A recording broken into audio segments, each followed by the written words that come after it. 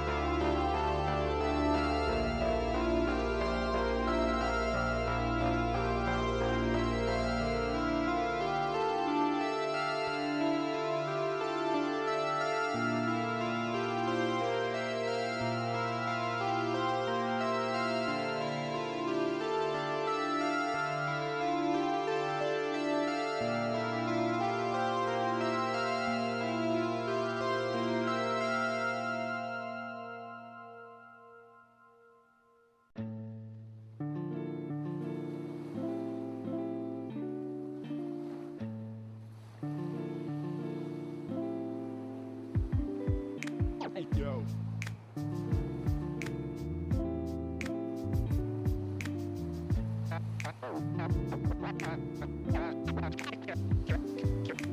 Cash and the ticket is yours.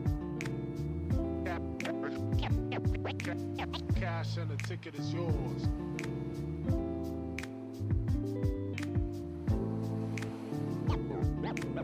Yo.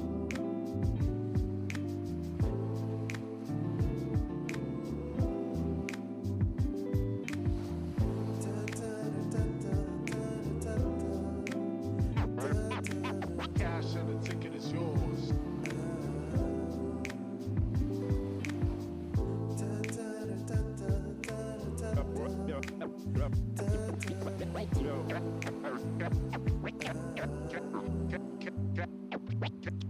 Cash and the ticket is yours.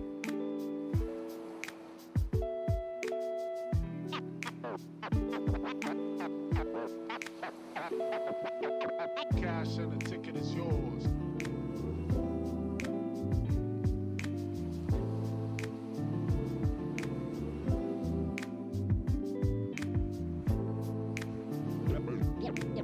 Yo.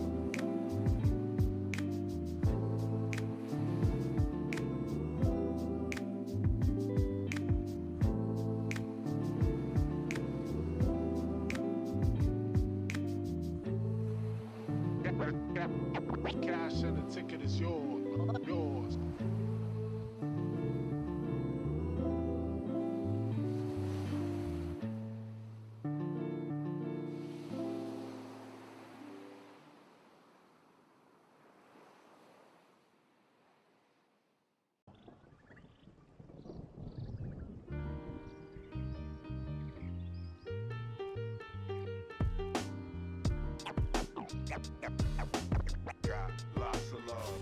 Welcome back. It's a brand new season of CGL. This is just an absolute treat. These players are so damn good. The talent on these teams is undeniable. Everybody on every team right now is making plays. It's going to be an exciting start to the season, and it'll just get better from here on out. We're about to step to a whole new era of Overwatch esports. So much exciting action is happening here on CGL that you do not want to miss. Look who's starting it all off. It's Raven. No one necessarily figure out what is the right way to go just yet. What a nice roll through. He's just gonna solidify everything from those. Does come back, and Arsario gets the mech, but I don't need a mech. I'll kill 4 anyway. This is just a highlight reel for Arsario right now. They're making a statement in the EU Masters here. This patch is still incredibly fresh. There's so much to learn, so much to change about the way we play the game. NKC, but the shatter is colossal. Let's get it going. Trades keep coming through. Lores, you're gonna be able to find these shots true. Idu on the overclock with 2. Here comes the Nanoblade immediately to back that fine skills, slicing and dicing their way through 2-3, so back and forth.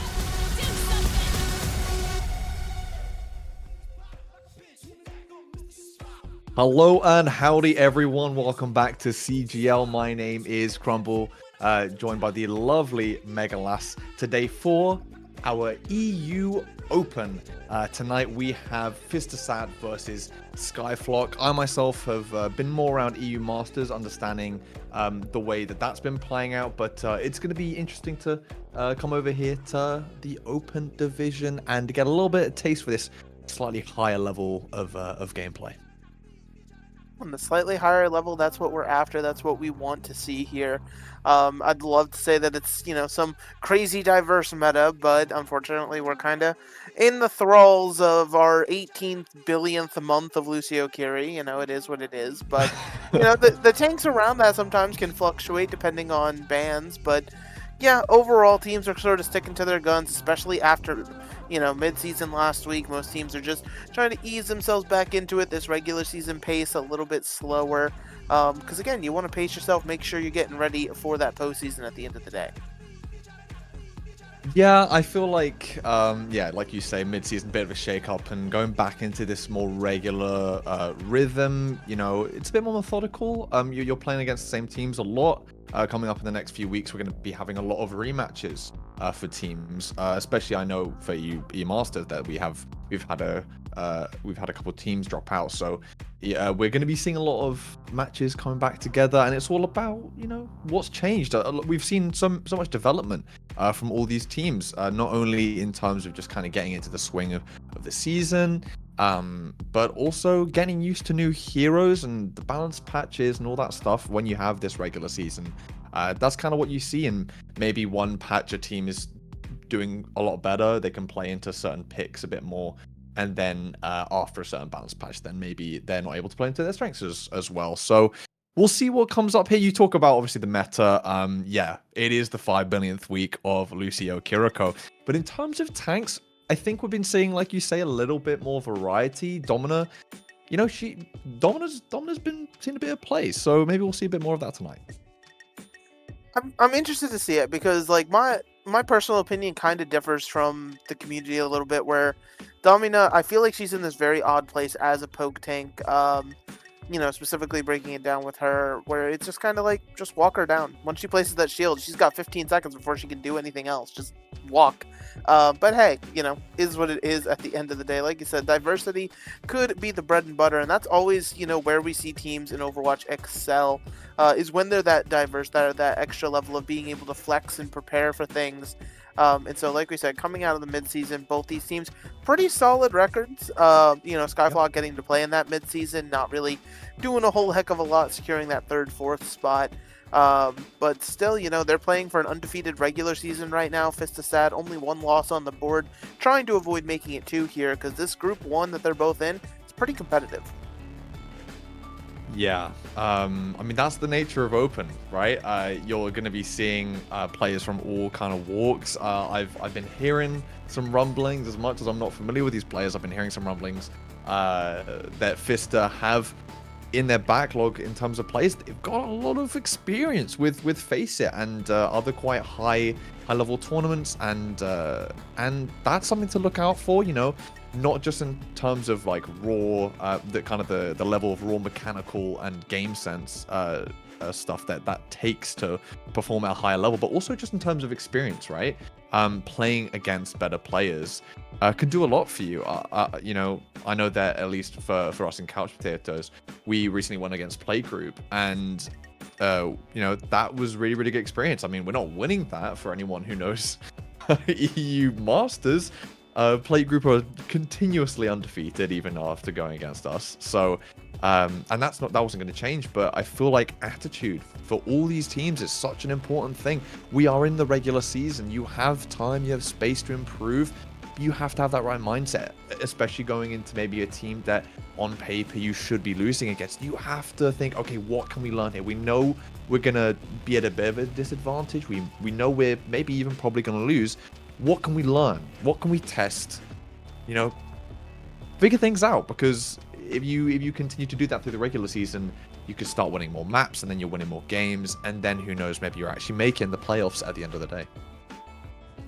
Exactly, and you know, that obviously starts here in the matches themselves here. So getting to brass tacks on this specific match, we are going to be looking at Lijiang. It's our starting map for week 5 now that we're back in the regular season.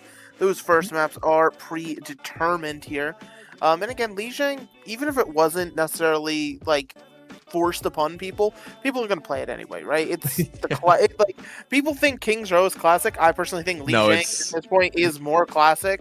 It's more timeless, I think, a little bit, Lijiang, right? Exactly. Like, where you have some people like myself who are turning on King's Row now, deciding, hey, listen, maybe this isn't fun to play every single day, 24/7. Lijiang, I don't feel like has that same sort of edge to it where it's starting to get annoying and abrasive. Like, it's just everybody's going to be comfortable on here, and it suits itself to a wide range of compositions here, but obviously the bans can influence those compositions depending on what gets chalked out here. Yeah, and we're seeing D.Va go straight away. I feel like that's a pretty common ban. You know, map number 1, you kind of want to just go for your general, okay, what do we not want to play against? If you're more of a brawl team and you don't want to play for the angles coming on you, you want to ban D.Va, right? We see a lot, and I mean a lot of Lucio bans on map 1, not just in the CGL, but also you know, in OWCS, and face it, right? We see Lucio taking out the equation in the first map quite a lot, and then in terms of DPS, you know, you're looking at your bog standards, you're looking at your Sojourn, maybe you know, in recent times, maybe Freya or Vendetta. Ban's going to come out for Cassidy, which I actually don't think I was expecting here. Yeah, I mean, Cassidy, it's one of those things where the hit scan player is kind of sort of determining what they want to play and the rest of the team fills around it. Because hit scan, honestly, you do have quite a few options available to you right now, right? The Cassidy, obviously good against some of these sort of divier compositions, being able to take people out in that mid-range. Emre, new to the scene, also offering some pretty good damage in that mid-range, as well as some burst potential with the grenades. And then you have Sojourn, of course, sort of being the bread and butter right now to excel at those longer ranges with the railgun and things like that. So honestly, like, even though there's a Cassidy ban, this shouldn't realistically affect all too much, because there are other options to fill that role, unlike the D.Va ban, where there's nothing that's really going to quite replicate things like the defense matrix. Yeah, I think that's why I don't really understand it fully, but we'll get into bans in a little mo. Here are our teams. We're raring up to go here. Mega Last, we've got Fistah Sad versus SkyFlock here. And these are our rosters. And yeah, like I said before, you know, Fistah, we've got some experience here. A little bit of a higher level. Can SkyFlock really, is the question, you know, step up to that level and show us their best in this series? That's sort of the question, right? That's always sort of going to be the question, is can these teams sort of step up when they have, because, you know, you can have the scrimbucks, you can have all of this talk and hype behind you and things like that, but at the end of the day, the matches where you have to put the pen to paper and you have to actually prove that you can, you know, play with some of these top teams, because again, SkyFlock currently sitting undefeated for regular season matches, so definitely a strong team, and you'd love to get a statement win over here, give them that first loss and humble them a little bit. Yeah. Humbling is what we would like to see. Are we going to see Cat? Are we going to see Cat? We've been seeing a little bit more of it. I've been tuning in to some CGL in my free time, and I've been seeing some Cat here and there. I want it, but I don't think it's real, unfortunately. It's just not... The Cat is not real. Yeah, the Cat is not... Oh, but it does seem to actually be leaving the spawn room here. Yeah, so it's real. It could be interesting depending on... words. The Orisa immediately attaches, so that's great. Oops. Yeah. already trying to fly Orisa in. With Orisa, you have a little bit more spam damage, I think, compared to the Domina. You've got more that consistent damage. Shield now put down, trying to push away Nev. And Shield doing well, helping to enable that Ash in the back, looking to control that inside area. But now, Fistah, they've got a free reign to move over to the point if they feel free to. Yeah, and that sort of should be their goal to move over right now, but especially into this Domina, this Orisa has to sort of be very proactive, very aggressive, because if you're not, I mean, again, that Domina, all of her damage is sort of laser and projectile, and Orisa's Fortify doesn't do a whole lot about stopping that. No, not particularly. Point ticking up here for Fistah, and they're playing it quite sensibly. You know, they're not taking the angles they don't need to. We're now seeing the Emre coming out from flat, and oh, that's one kill picked up onto the Kiriko. That's a key pick here. The question here now is, can Fistah hold can SkyFlock hold their own without their Kiriko? And it seems like they can. Monkey is absolutely tearing through the side of Fistah, has found multiple shots, is going to be the key ingredient in SkyFlock, managing to swing things back around. And again, a lot of hit scan play is determining a lot of how these teams sort of play and deal with things in this current meta right now. I mean, you saw it right there, Ash being able to sort of sit on an off angle, do as they please. It just sort of led to the rest of the team being able to succeed here. Now already with the Bob online, you could chuck that in whenever you please. Yeah, but that's a really good angle taken by the Emre, and that's that range pressure out. And bye-bye Galaxy. Off the map, a spear and a catnap will do that for you easily. And a nice, clean, quick fight. They knew the ults they had to press, being the cat. And yeah, really nice flip there. Yeah, and cat ult is one of the things, it builds so incredibly fast, especially if you actually have the coast to take advantage of trying to get the environmental kills. But already we're going in with the overload. Yeah, here we go. Bit early of an overload here. SkyFlock hadn't really walked out yet, but they're going to hopefully tickle down the front line, and Galaxy falls because of it. You normally want to look for the squishy with that ult, but I mean, burning through the front line a little bit gives Nez the chance to just kind of walk through Galaxy. You were talking before, I feel like this Domina is really struggling, not having any armor health in the front line. Yeah, not any, and again, once you place that shield, again, the enemy team can just sort of walk through you. Oh, they're going to fly the Terra Surgeon. Oh, no.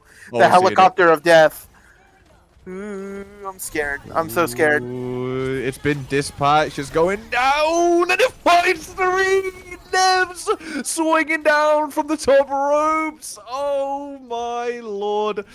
Oh, there's nothing quite like that in the game, is there? No, this is the joy and whimsy that Jetpack Cat brings to your lobbies, and why she's sitting, I think Overwatch showed us the stats, about a 60% ban rate across all elos, so is what it is here. But now heading towards the final fight on point. Yeah, touch from Indra, not going to be able to catch the beat, but it catches all 4 other members. Bob thrown down 2. This is all or nothing here for SkyFlock, but the ult bank is still good from Fistah. They use the copy onto the Domina. Muse, can they find anything? Gets taken out very quickly. Domina's not very tanky, so you're not able to really live on that front line for too long. The Panopticon used absolutely everything, including the kitchen sink thrown at the wall for SkyFlock, but they are going to get the flip at the end of the day. Now, to be fair, I mean, everything was thrown in for both squads here. So now the only ultimate coming online is going to be another usage of that override protocol. I think I said overload before. That's on me. But again, it's just sort of finding value with Emre ult. It's one of those things, it's going to kill 5 or it's going to kill none. Yeah, Galaxy already taking so much damage. I mean, you got that shield to protect you and to keep you safe. But now here is the overload. I'm not quite sure. I keep forgetting the names of things. But that's going to create the opening there for Fistah to get in. But Indra is in the back, popping off, finds 3, and a little bit too much focused maybe into Fnatic's ult there, and they just seem to flounder. Yeah, again, when you have a Tracer player going crazy like this in the backline, it's all about just buying them time and buying them space. Well, you don't necessarily want to give up early picks like that, because it just does make that situation that much harder for the rest of SkyFlock. At the end of the day, give Indra time to work, and Indra absolutely will work here. There's not really a whole heck of a lot that Fistah can do about a Tracer unless they have some really good focus fire to take her out. Yeah, and with the dry fight coming up, it's all about who can find this opening pick, and Indra might be the one to do so. Flatix falling low, and there's the follow-up. Does fall the Suzu a little bit too late there from Zoom. Still up, though, the backline, but Muse falls too. You have no DPS, and now the ults are building the Panopticon to finish things off. And pretty back and forth from both of our teams here, but just it seems a little bit better usage, maybe, of the ults at the end of the day from SkyFlock. Yeah, certainly finding more value from those ultimates. Also, again, Domina is a tank that wants to hold space. Obviously, all tanks want to do that, but she wants to do it in a very passive way where once her shield is up, she's comfy, she's in position, she's not going to be moving around all too much. And Fistah, well, at points in that first round, they were sort of closing the distance on it. Ultimately, you know, they sort of were giving Galaxy the advantage to just sort of sit there and take that space time, and again, it allowed the rest of the team to flourish. So as we head into the control center, we are seeing a few potential swap ups as players are complaining about pings, so we potentially could be seeing a pause. Might be. I'm actually not a big fan of Nev switching to the Domina. I feel like maybe struggling to get in on that Domina, but I feel like maybe on Control Center it's a little bit easier to run the Domina over. Already Indra, of course, going for this angle, and Nevs is already feeling the pressure on that front line. Getting booped in, though, Galaxy. That's a really, really lovely play there from Izia, but that aggressive angle, trying to set up that boop, is going to get you taken out pretty quickly. The damage, though, is good on the follow-up of that boop, but Galaxy manages to get out, or Nevs, sorry, manages to get out nice and cleanly, and Flatix has been doing a great job on the M-Ray, opening up fights, finding finishing picks there, and really helping create these angles that they want to do on the side of Fistah. Yeah, and again, it's sort of an angles game right now. Let your DPS thrive in these off angles, and that's sort of going to be the name of your game here. But again, now trying to take White Room, already Galaxy has a kill. Yeah, I feel like that push against the wall is kind of terrifying for the Vendetta. There's not really much you can do, you know, after it. I think it cancels out the block as well. We managed to see Fistah getting out the cat, escorting Flatix back to spawn, and it's a reset here for Fistah. Yeah, an important reset indeed here, but again, we have to see as we head into this next fight, some ultimates coming online for both squads here. Already an attempt at the catnap. Yeah, didn't manage to really find anyone with it, and that's going to be immediately punished by SkyFlock. Only ult they really had online, and the SkyFlock knows this, and they just press the W key once that's missed, and that's really, really good awareness there from. Yeah, and so now you are seeing, you know, potentially some more swaps here as Fistah goes over to the Mizuki, interestingly enough, for this right here. Exactly. You want to tether the Tracer. It's a hard skill shot to land, but if you can do it, you can absolutely annihilate these flankers and get them out of your backline. Yeah, but Indra's still being a little bit annoying and is distracting the backline for what's important. The front line, Nevs has been falling so early in these fights. We're talking about Galaxy struggling to live on the Vendetta, on the Domina, but we really haven't seen that come into fruition. Clearly knows the hero very, very well.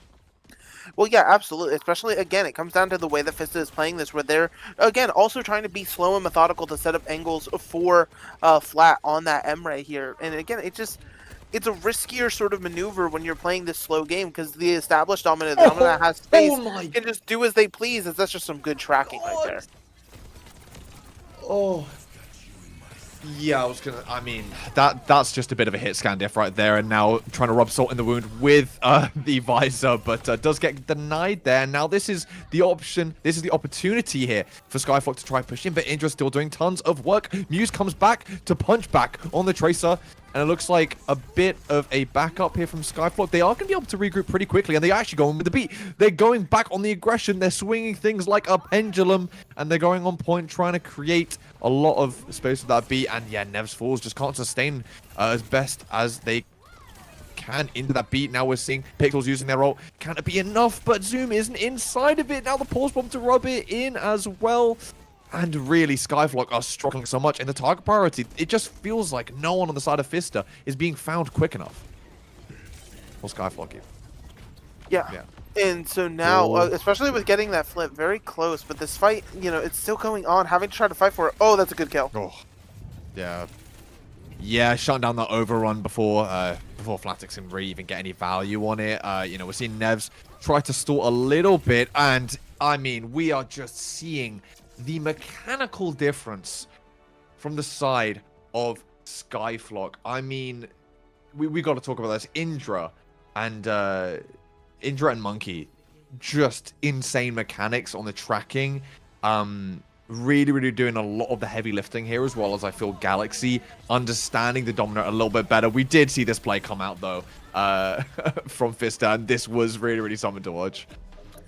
Yeah, and again, it feels sort of baffling, because there's fights where Fistah clearly knows how to deal with the Domino, run it down, sort of not allow Indra to take time to set up on these angles, and then there's fights that they completely forget that that's the game plan, they forget that that's, you know, they have to sort of change their idea in what they're doing in the matchup. So, you know, it's a little bit confusing from Fistah, but if you're SkyFlock, again, you're being able to execute on your idea a little bit probably closer than you'd like, but you are able to do it right now, and that has given you the first map already. So at the end of the day, it is on Fistah to actually prove they can shut it down consistently before you have to make any worthwhile swaps. Yeah, and I feel just a bit more like kind of what we were talking about in the middle of the map, a bit more consistency from SkyFlock. You know, obviously with the hit scans, as I was saying, Monkey and Indra are just doing ridiculous work. In terms of just raw mechanical skill. But then, yeah, Galaxy has been doing a great job. We're really eating our words here. We were talking about Domina maybe is going to be struggling to live as well in the mid fight. Having that armor health, I feel like in that tank duel might struggle. But yeah, Galaxy knows how to play for the health, and on tank, that's really one of the key components to living and to doing a good job. Yeah, and so I mean, hey, props to Galaxy for that one. I'm still, you know, going to be peddling my Domina slander anywhere and everywhere I can. She doesn't need to be banned every game. I promise she's not the issue. But, you know, speaking of issues, you think back to the fact that D.Va was banned out. Potentially that could be a discomfort for one of these squads, maybe a comfort pick taken away at the wrong hands or something to that effect here. So, you know, you could see swap ups and things like that moving forward in the series. I would not be surprised by it in the slightest. But beyond the Domina, again, just being able to set up and let your DPS flourish like that. Like, again, Indra really was the standout, but, you know, the entire side of SkyFlock there, they really were just, again, getting to go to town and just sort of take advantage. And there was almost times that it felt like nobody was looking at them. Like, even when the Tracer's going crazy consistently across several fights, nobody's turning around to actually try to mark or find where the Tracer's at and just allowing it to lurk in corners consistently. Yeah, Muse, we did see Muse come through with the Tracer mirror towards the end of Control Center. I feel like we needed that from the start. Indra was on Tracer from the start of Lijiang Village, is that right? No, not Village, Night Market.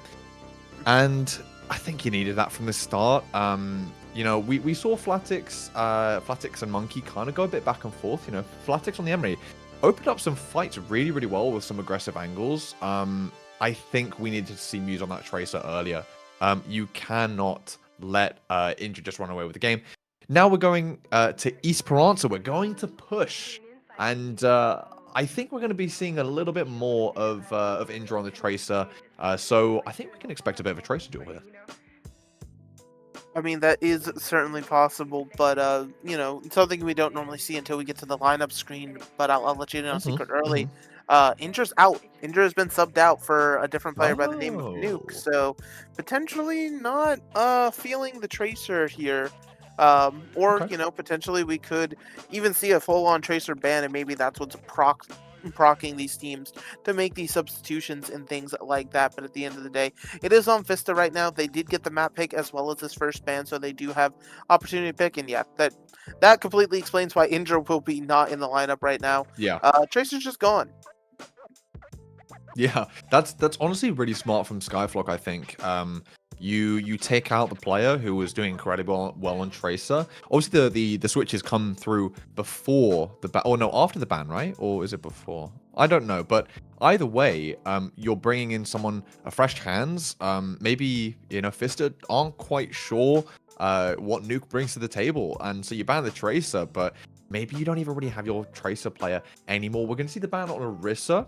Obviously, Fistah did open up on this and actually did, a decently good job. Kept it pretty even on the front line on our first sub map in Lijiang Night Market. So maybe just trying to prevent a situation where Fistah can run away with this Orisa and just completely hard a W key into the front line, so they can keep this more slower paced Domina. They can keep the ball in their court there. Yeah, I mean, that's certainly a possibility. I personally think that Esperanza always was going to come down to potentially either some kind of dive or that Domina mirror. I don't think there's ever a world where Orisa was going to be played here, so potentially wasting a ban earlier on that's on something you may want to ban out later, especially on something like Flashpoint where the Orisa can really get going by holding space on those tiny little objectives. But that's sort of a future concern right now. SkyFlock decided they just didn't want to play with it here and now. And again, I'd be interested to see if we stick to this Domina gameplay or if it does swap over into more of those dive options now that especially D.Va is back on the table. We know how prolific D.Va can be on these dive option maps like Esperanza, but also historically, Winston's been incredibly solid here as well. Yeah, I think this map lends itself a little bit more into the dive. I think you're right.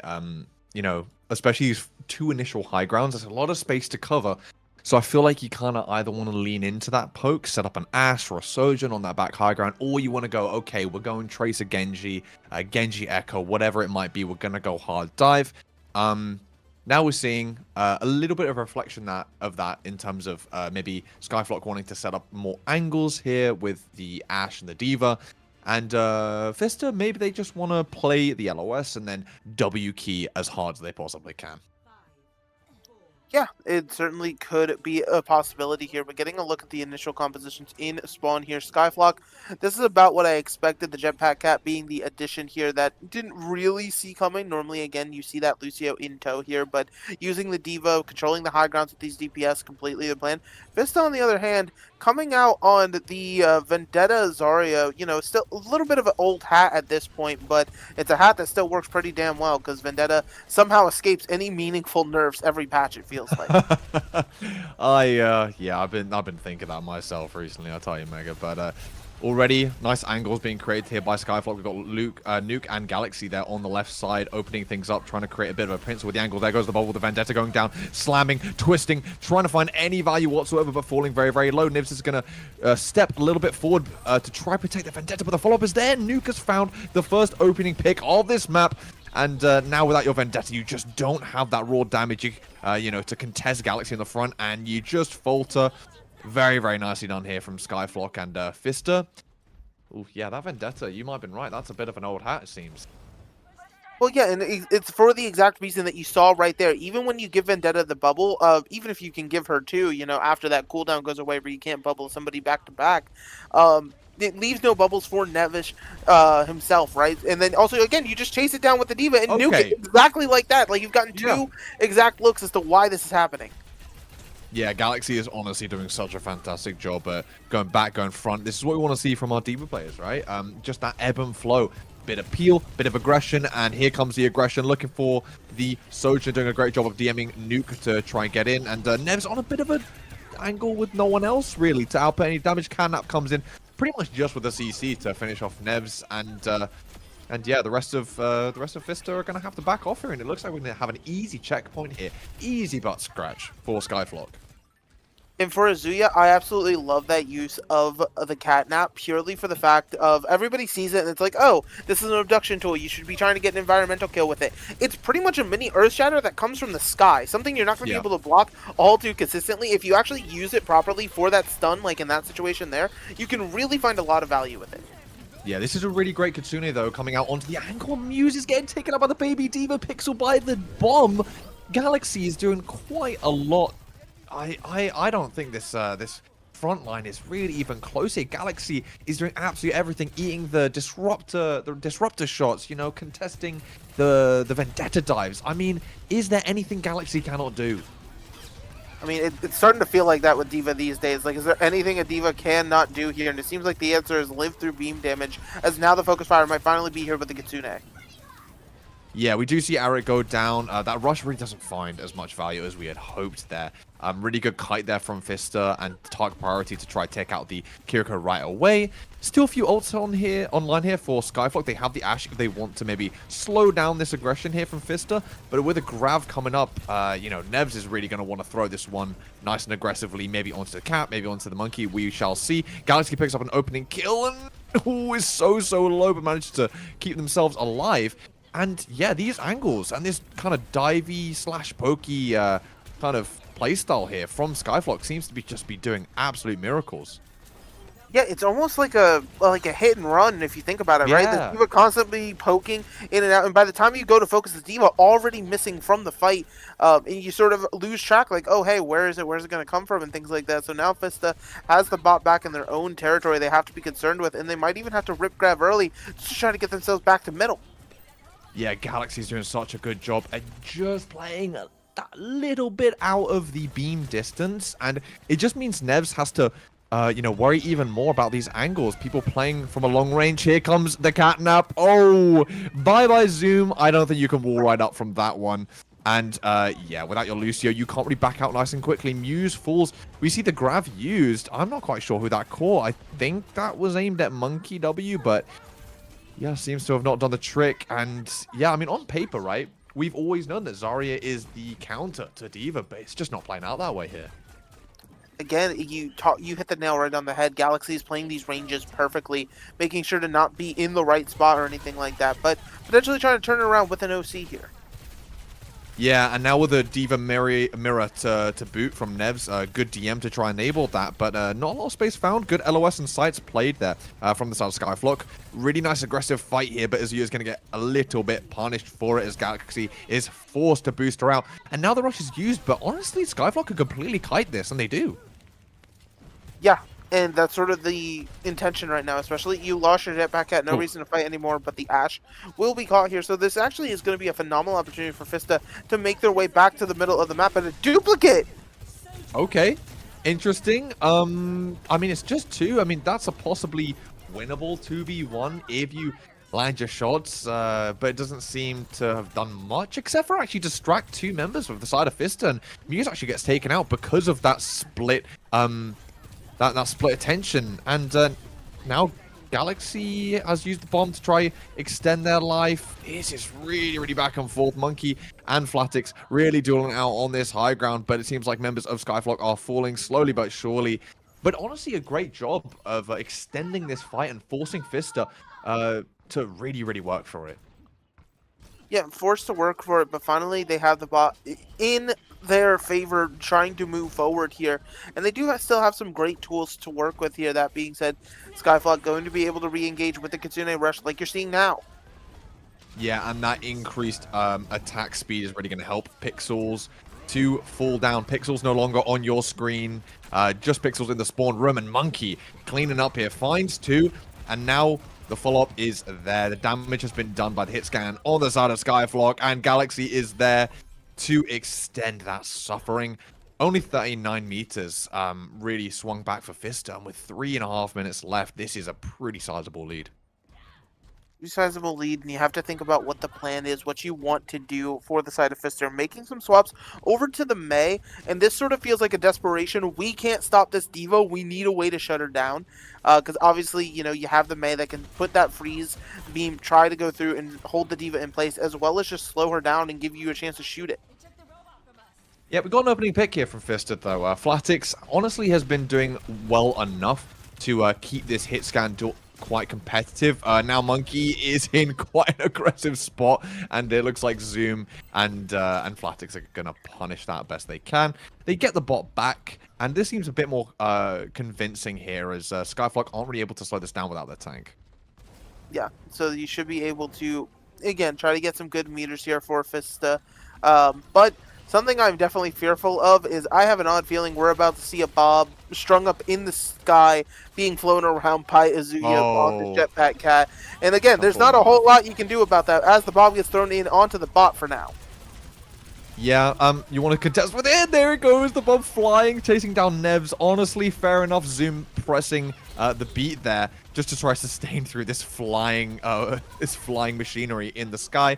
Very aggressive angle there from SkyFlock trying to set up and pincer. And we're actually seeing that be punished quite well, you know. Fistah, they've recognized that Monkey and Izuya, they're really going on these aggressive angles. We can punish this, we can play sturdy, and they're going to get the butt scratch for it. Yeah, I was going to say, the way Fistah played that, being able to live, is actually incredibly impressive here. Now it's just a matter of letting your Sojourn player live. It seems like that will be the case long enough to at least get heals back in the fight here. So now you've secured forward spawns, and now you actually get to take another re-engage with potentially getting to build momentum here for the side of Fistah. Oh yeah, Flatic's not going to let this bot swing back past this initial choke point. Just about slides out of range of the bomb here. Navix in the backline going for a copy, but I mean, that is just a little bit too much aggression, don't you think? That's an ult flush down the toilet, and the follow-up is there. Nuke does fall. Monkey, still with that hit scan prowess, is going to be able to find a bit of a trade. But, you know, for an unconventional pick, Muse is doing the job and doing it well. Exactly. And again, it comes down to the things that Mei can provide, right? You can zone people out with the wall, almost like a second tank in terms of utility for the matchup here. So absolutely amazing to see. And then now you also have that Blizzard online as well. As long as it's not chucked into the defense matrix of Galaxy here, you're going to be able to create a lot of space and potentially give yourself a very convincing fight win by freezing everybody up. Yeah, really good long sightlines though here from Monkey down this lane, down this choke, and that's not what you want to be facing down, really. Monkey could really find some great opening picks here, but it'll be the Kitsune Rush that opens us up in this fight. Fist is still holding on to this freeze. There goes the catnap. Doesn't manage to find anything there, and the Bob gets frozen. That is so huge, just about on the edge of the Blizzard. Flatix looking for the follow-up onto Muse. Onto Nuke, sorry, and Nuke and Izuya are again on a very quite aggressive angle. Does manage to find a pick though before punishing that cat, and Monkey still alive on this choke. You know, on these long sidelines is able to find the Kiriko and find the Sojourn. Nevs is doing the best they can to punish this this dive, but it's a little too late, unfortunately. And health ticking down, bomb still available, and not for Nebs. Don't have a second life, can't really, still being forced into this tiny room. Nothing but a cat to help you with this one. Yeah, it seems like we're at the end here. I mean, nice little pistol kill, I guess, onto the opposition there, but unfortunately it seems like this should be the end, barring an insane OC, and yeah, so that's going to be, you know, SkyFlock just having a few too many meters. You know, Fistah definitely was starting to get their stuff towards the end together, but unfortunately they just ran out of time, ran out of fight potential there. So now SkyFlock finds themselves at match point. Yeah, I feel like that's exactly what happened, right? Really dominant start from SkyFlock, and honestly, Fistah, they were really stepping up their game. I think the key thing they were doing there was punishing Nuke, right? Punishing Nuke, punishing Monkey, punishing Izuya, who honestly were all going on some like legendary around the world flanks. At some points, I think we saw Monkey being flown in to be directly parallel, you know, directly into that back line. Yeah, and I think a lot of those plays were falling a little bit flat, whereas I think in Map 1 we were seeing those plays kind of going unnoticed. As you were saying, right, that SkyFlock were kind of just getting away with it before it was Indra, and at the start of this map at least, they were getting away with some really disgusting angles that they should not have been getting away with. And I think we saw a bit of a step up there for Fistah, noticing these kind of habits of really splitting up a lot. And they stayed sturdy as a core, and they managed to get a lot of progress for it. But that just really can't make up the early progression. Push is a game mode where you need to keep things even, or you're just going to fall behind. Exactly, and Fistah, you know, it feels very similar, like you were saying, to Map 1, where they had the right adaptations, just that they came a little too late, a little bit, you know, slow on the uptake there, and every second counts when you're playing these maps here. So, you know, you sort of have to be decisive, lock yourselves in here.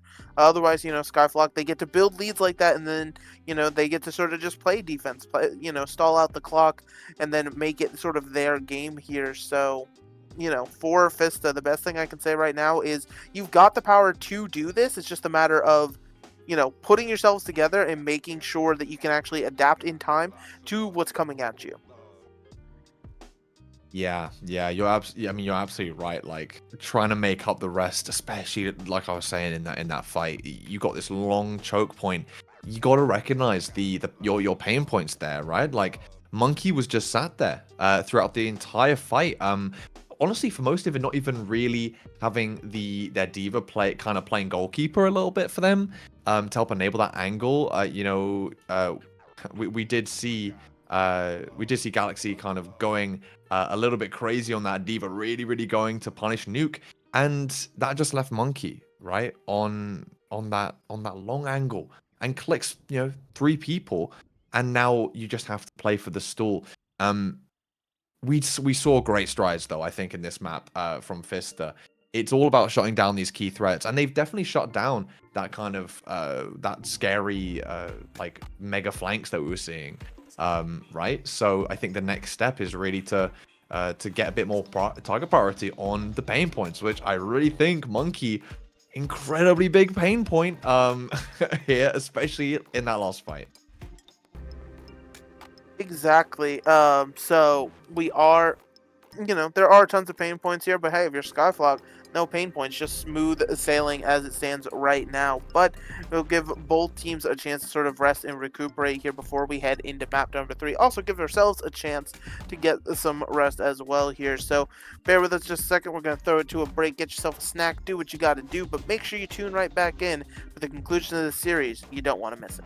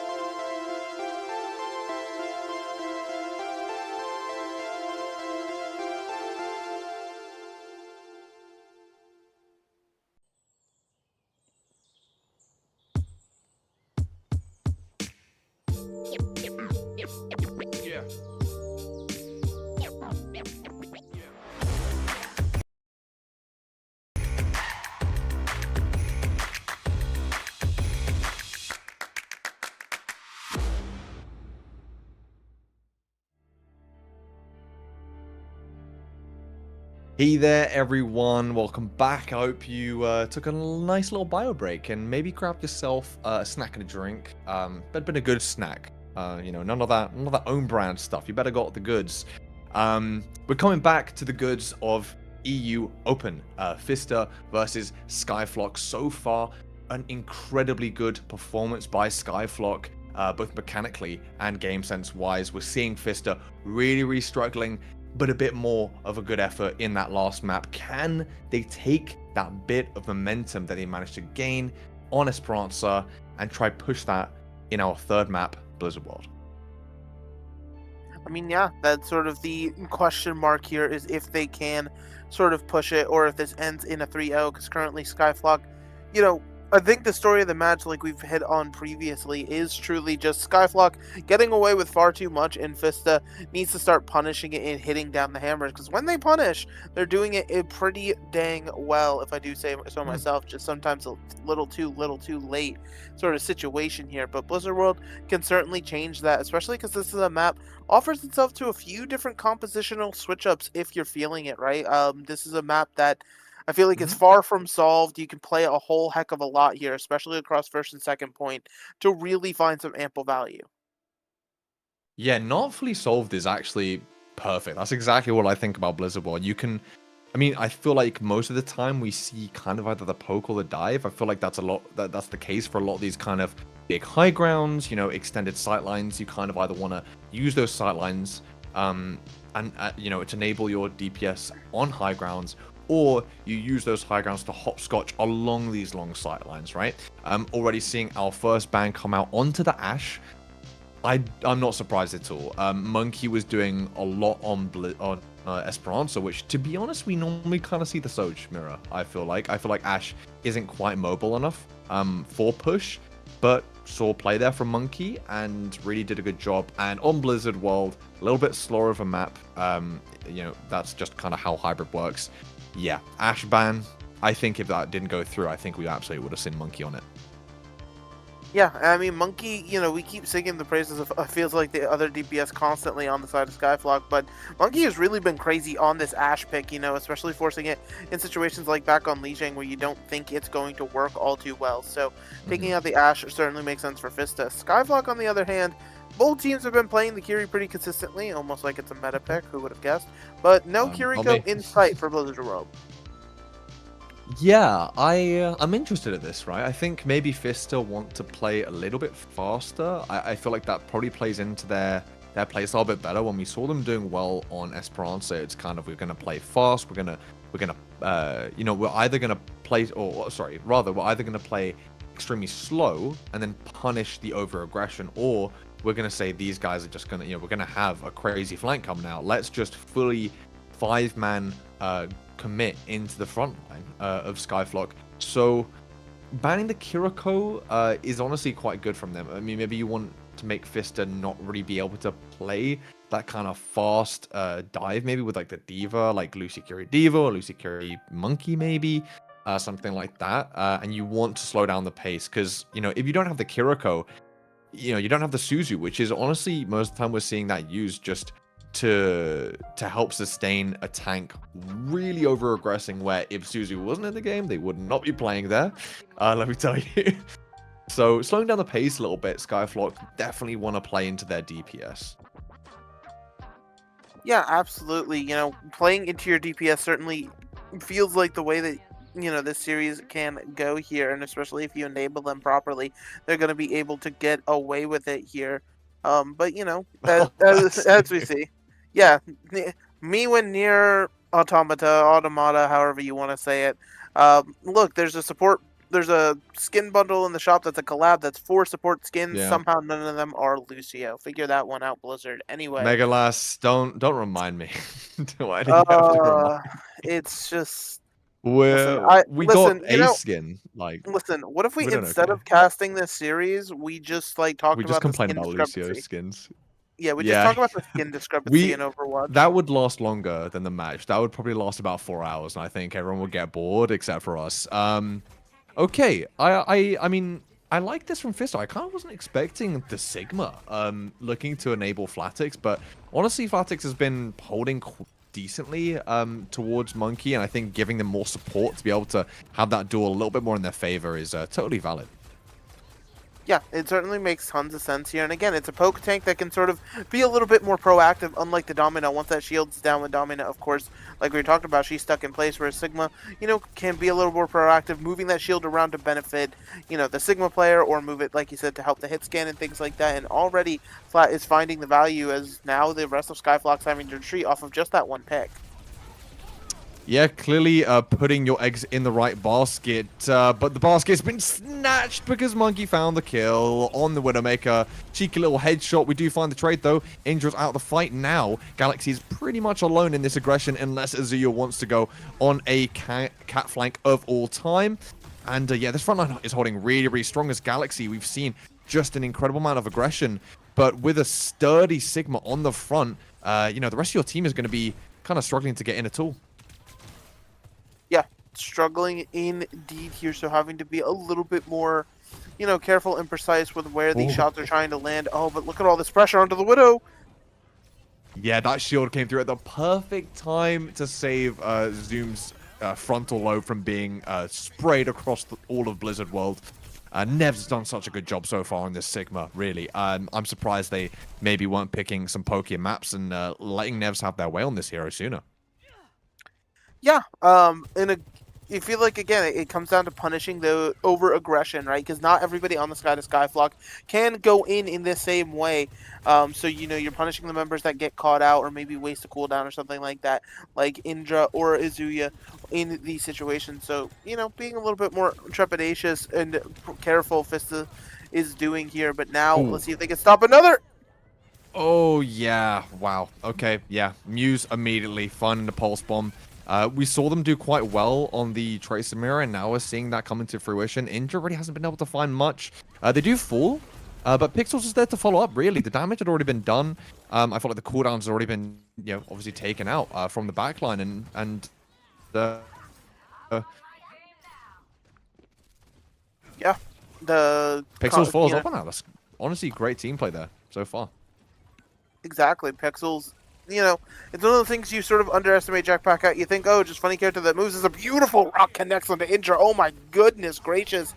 And SkyFlock, considering how the series has gone, you would not think this is the result, but SkyFlock completely stifled right now, cannot figure out a way in.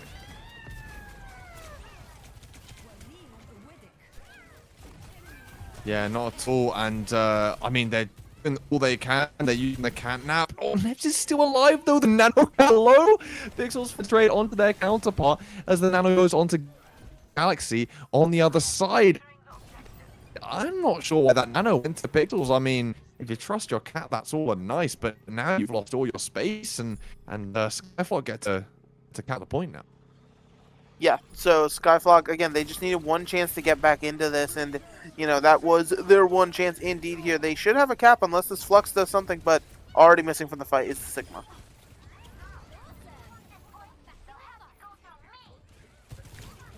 Yeah, that's pretty tragic to have your Sigma be falling that early in the fight. Muse does find a bit of a trade. Here comes the Pulse coming out, and actually just found Izia.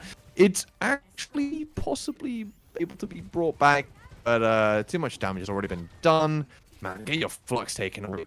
More casting. It's just such a rough one.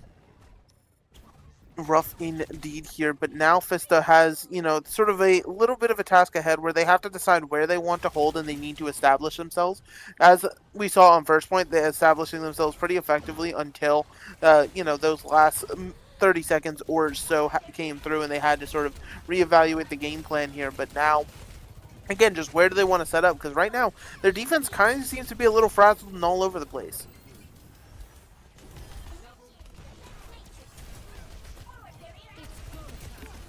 Yeah, a little bit, and the car doth not lie. Getting progress just coming through from SkyFlock, little by little. Here comes the OC from Monkey. Probably not going to be able to find much from that lower angle. More just to kind of keep warning Fistah back, not let them really have that front foot. And yeah, Galaxy is just doing so much aggression, forcing back the front line. Fnatic's just find a trade though. Good stuff. Now it's aggressive angle onto the front line, and yeah, Galaxy goes into that not knowing what they were stepping into. Yeah, and so now you want to get some good payload progress here for sure, trying to sort things out. You know, Fistah will have some tools for the defense here, like that Nano Boost and the Catnap, but you know, it is about actually making sure you find value with these tools. And again, being able to establish your defense.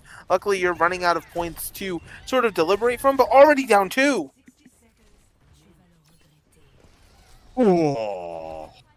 Oh yeah, I mean, you let Monkey just be completely free on a high ground. Eventually, he's gonna find a headshot, and it's onto the honor as well with the nano boosters. Oh, that's so rough. Now you don't really have any tools to help Nevs sustain that touch, and you just kind of have to go. All right, now we have to play third, and the momentum it just keeps swinging further and further into the favor of SkyFlock. Yeah, it's again once they just need to be able to break through the defense once, and then they have sort of their ticket to keep this smooth sailing ahead here. That is a good kill onto Monkey, though, to sort of get rid of that Widowmaker from the time being, buy yourself some space, and now ripping the OC as well, but it just puts a D.Va in your face. Yeah, but then you've got the Nano to clap back with it. Hasn't found any picks, really, but the space definitely speaks for itself as Indra and Arik are forced all the way back onto second point high ground, trying to run away. Ooh, about to get caught. Arik does fall and is trying to punish this over-aggressive cat. Manages to do that, but Pixels will be back in a jiffy. Yeah, that's the thing with the cat over-aggression. You're just out of spawn so fast. I'm not saying that it's okay to feed your brains out like that, but for Pixels, there's justification for it. And now, again, the defense trying to reestablish itself, but another nano onto the D.Va. You have to rip Flux potentially just to get the D.Va off your backline. Yeah, really well dealt with, though. Nade early to force, the DM from Galaxy, so they can't be taking more damage without getting healed. And then the sleep, so really good cooldown management from Zoom there on the honor. We still have this Flux, not having to use it. Pixels falls. Nevs has been so low this entire fight. Zoom cannot find an angle on their Sigma.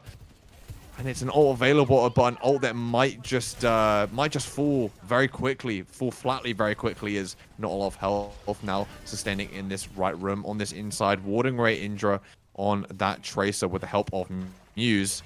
And yeah, SkyFlock really struggling to get into this. I feel like the Sigma is just so hard to run over here.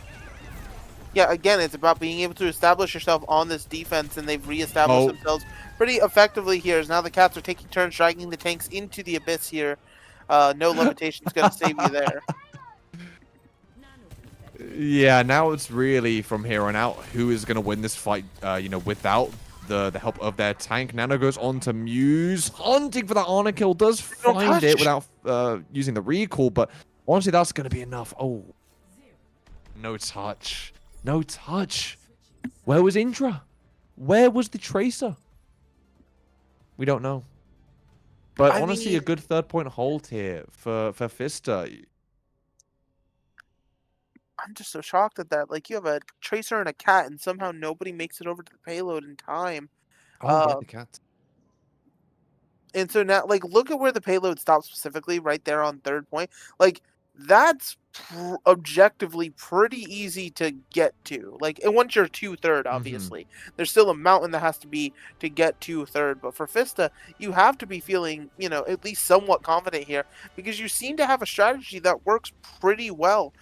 Sort of just establishing space within the Sigma and giving yourself time to operate here. And SkyFlock, their over-aggressive style, it just is finally starting to show that it doesn't work all the time. So now SkyFlock has to try to put up a defense here that isn't all too over-aggressive, but still finding answers. Yeah, I'm honestly not surprised to see the Dominant here. We're talking about the over-aggression. I think you just want to play the steady front line. We saw a lot of, Galaxy going really deep, really hunting for those picks, and then Nevs is just alone on the front line. There's no tank staring him down, and you just walk forward. You get, you get the picks onto Monkey. You get the pick onto Arik. Like, so confident there on that front line without having to face down an enemy tank. So honestly, this Dominant makes a lot of sense. Doesn't make a ton of sense, but hey, let's just delete a Tracer. Why not? Yeah, I mean, maybe they unbound E? I'm going to pray that that's what happened there, because that was a little bit silly of Muse to go so aggressively into a hero with 650 HP. I mean, it's one of the tricky things about Domina because you think, oh, it's not dealing a lot of damage, right? Because the charge up on that beam, you know, it's doing like 5 to 10 damage. You know, you're like, oh, I can live this, I can live this. But the actual shot that fires after it's been charged up, you know, it's doing a pretty solid amount of damage, somewhere around like the 90 to 100 range. You know, not even borrowing crits. So why we're seeing both Flatix and Muse push this Domina, walk into that right side area where the CC can push him into the wall and stun them and do a lot of damage. Guys, have you played against this hero? Galaxy is making it look like that this hero's been around for years, though. Just clearly so comfortable on it. yeah, certainly. But not only is it like, hey, you shouldn't be going there just from an awareness thing, you've gone the same exact route, for if you're flat, especially twice.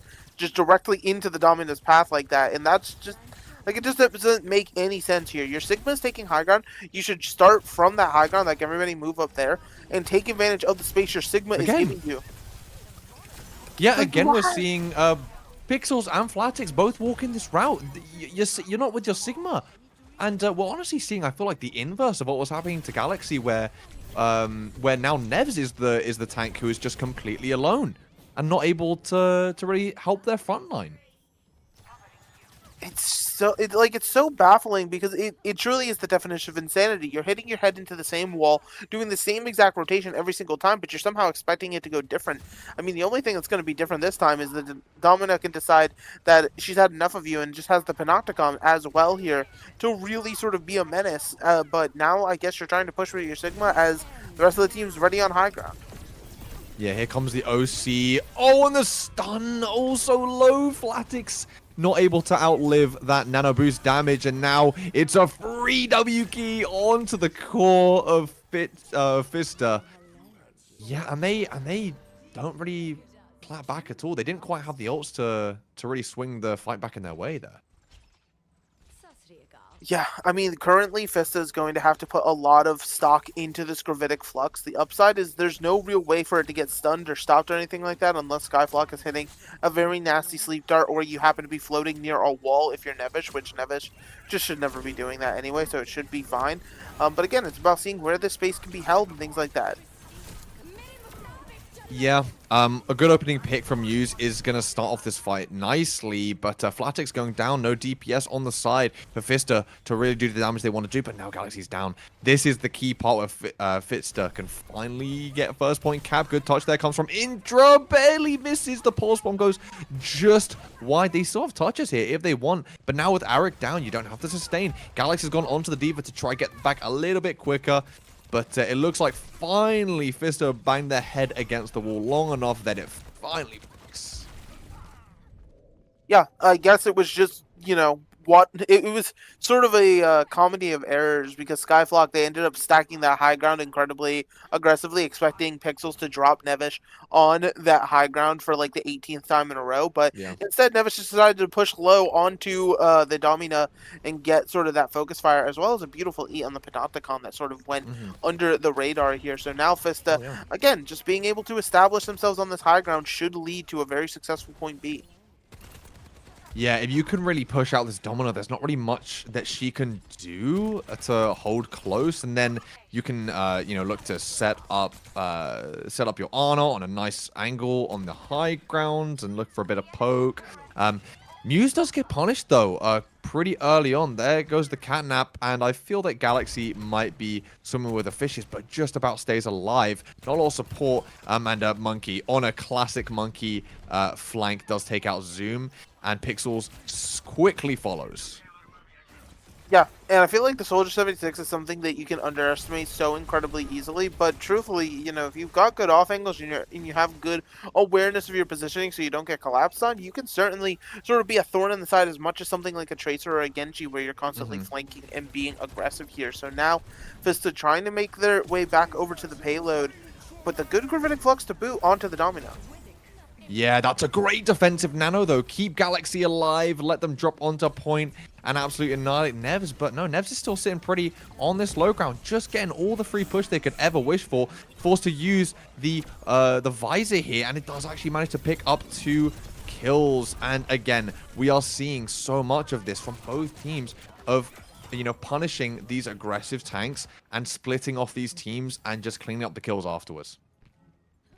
Yeah, absolutely beautiful cleanup indeed here. And as we dip below a minute for Fistah here, they obviously still have to complete point B, but they don't have a lot to work with. They have their own nano boost, really nothing else in the bank right now.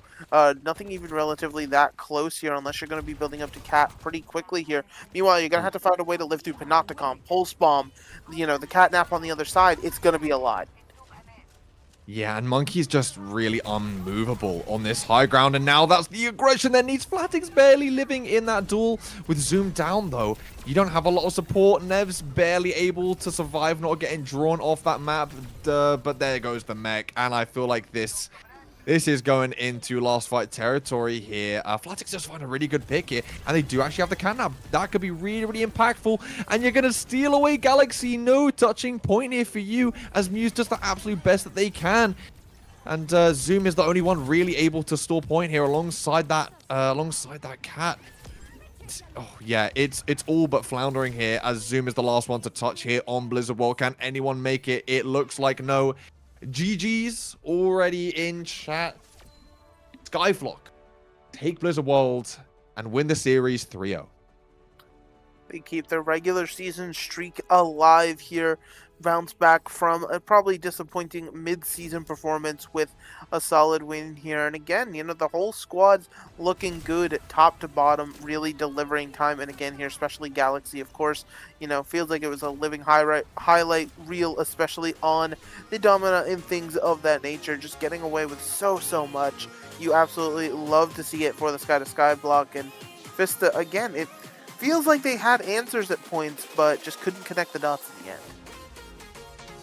Yeah, I mean, we saw a little bit better of a job being done punishing Galaxy, especially on the defense. You know, Galaxy was obviously playing the D.Va on attack and going quite aggressive. And the punishment was there from Fistah, you know. And like you said, I feel like third point really wasn't close. And if they'd gotten to that stage, Fistah would have been able to take that map really easily. You know, they really struggled on first point, but then that first little section of second point looked really, really promising for them, until Monkey just kind of started going on these big flanks from Soldier, tearing through the backline really. And yeah, I feel like then these kind of same issues that were happening map 1, where you're not punishing these aggressive angles, just started to rear their head again, which is a shame to see. I feel like Fistah had a lot of improvement throughout the series, but SkyFlock, even though they did struggle quite a bit more on Blizzard World, I feel like they were still able to keep their own just in terms of the mechanics, and maybe recognizing that Galaxy was going a bit over aggressive. We switched to the Domina, we play for our frontline a little bit more, and hey, it worked. Yeah, certainly. You know, just, you know, being able to adapt. Again, it comes down to being adaptable and being great in these sort of situations. But while we can sing the praises of SkyFlock all day long, I'm sure they could do it much better themselves here. So we're going to throw to a quick little break, get an interview set up for everybody to get to hear from some of the players on the SkyFlock. So don't go anywhere. We'll be right back.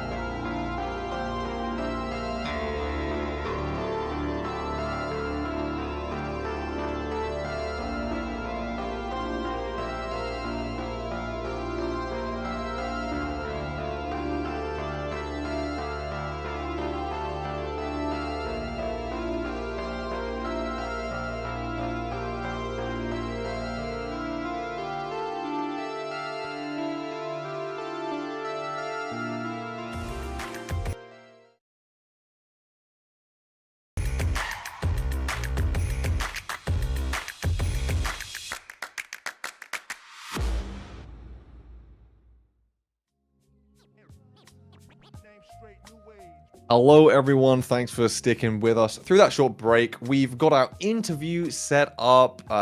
We've got SkyFlock's Galaxy and Izia here joining us. How you guys doing? Hello. I'm doing amazing. What about you guys? Doing nice. Thanks for asking. So obviously a 3-0 win here for you guys. Looked pretty clean from you. From your side for most of that. We saw a little bit more struggle on Blizzard World. Do you guys want to talk us through that a little bit? How Blizzard World went? Oh yeah, so my vision of it is that the Ana composition was easier to play on defense because the Ana had like high ground and stuff. And yeah, so that's why we managed to full hold almost, you know. And well, it's just map thingy. That's why we struggled. The same thing is like we banned carry because we thought it's gonna be King's Row, and we forgot it's like not first stage, and King's Row was not allowed to play. And after this, I still banned carry, and I realized that I banned. It's like, what did I do? Only in the game. It was so confused. Like I got like my Ana getting died by 3 people, and I'm kind of thinking it's strange. Yeah. Strange indeed here. But just looking at the series as a whole, your team ended up playing a lot more Domina than, most teams would lean into. A lot of teams still sticking to the D.Va. Is this just something, Galaxy, you could speak to? Is this just a character you feel like you've really gelled with since it came out? Or is this like a really good strategy that y'all have found that people just are not on the uptick about?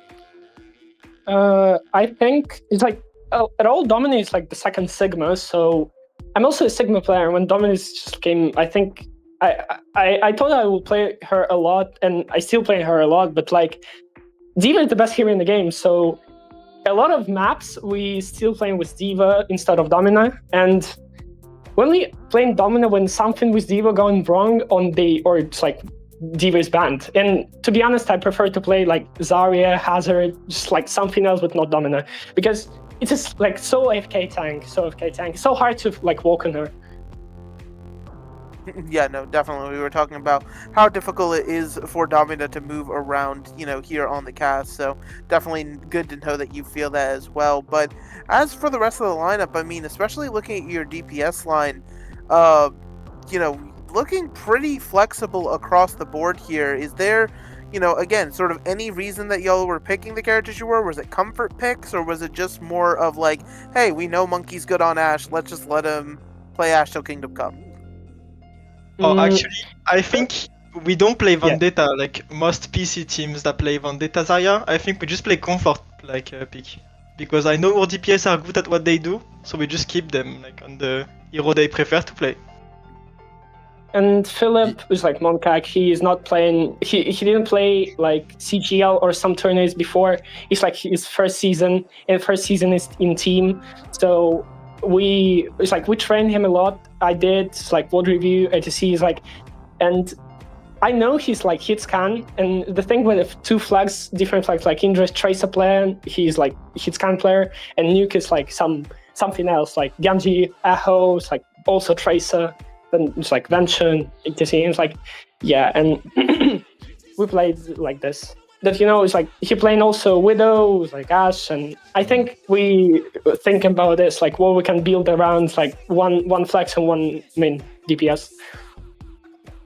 Yeah, I mean it's really nice to hear that confidence in your guys' DPS, and like, okay, we're gonna build our comp around them. We know I love what I think it was what you said is, we know our DPS are good at what they do.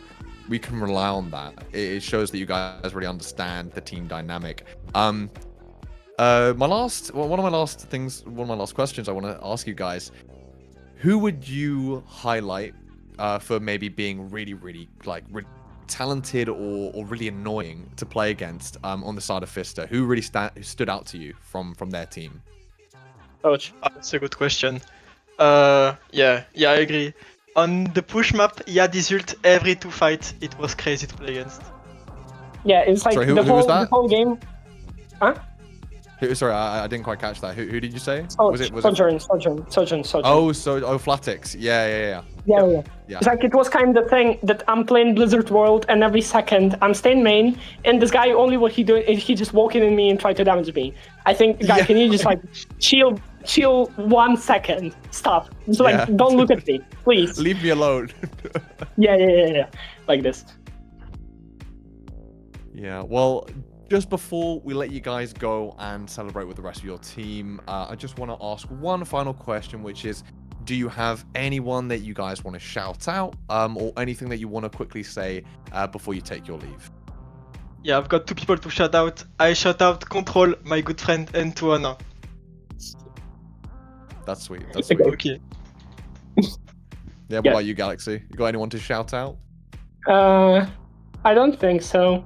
It's kind of my team. They're the best. My Pookies. No, that's sweet. All right, thank you so much for taking the time to come here and let us interview you. Go celebrate with the rest of your team. It was a great series. And yeah, me and Megalas are just going to keep yapping about it because it was great. Take it easy, guys. Bye-bye, guys. Yeah. Bye-bye. Bye. How nice. We love that. Just shouting out the rest of their team. Just good vibes, honestly, from SkyFlock, I think. Yeah. And again, that's exactly what you love to see. You know, these teams sort of be happy, be, you know, just sort of cheerful with their wins. None of the crazy egos you'd expect or anything like that. Yeah. But overall, just, you know, some people that are just happy to be playing Overwatch together. Love that. We love Overwatch here, don't we? We like it quite a lot. You might be able to tell.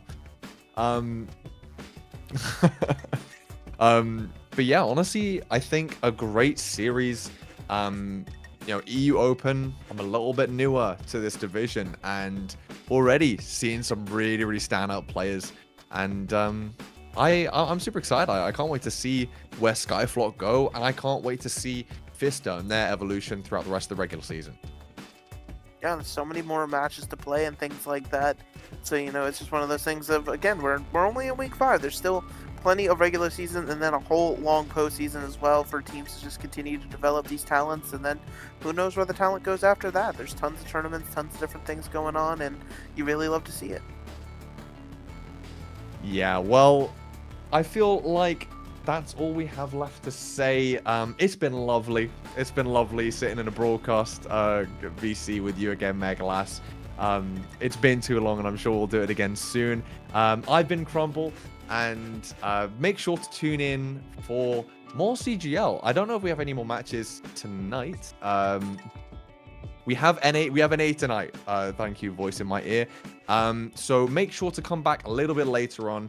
I've been Crumble. This has been Megalas. Don't forget to laugh loud and love yourself, folks, and have a night.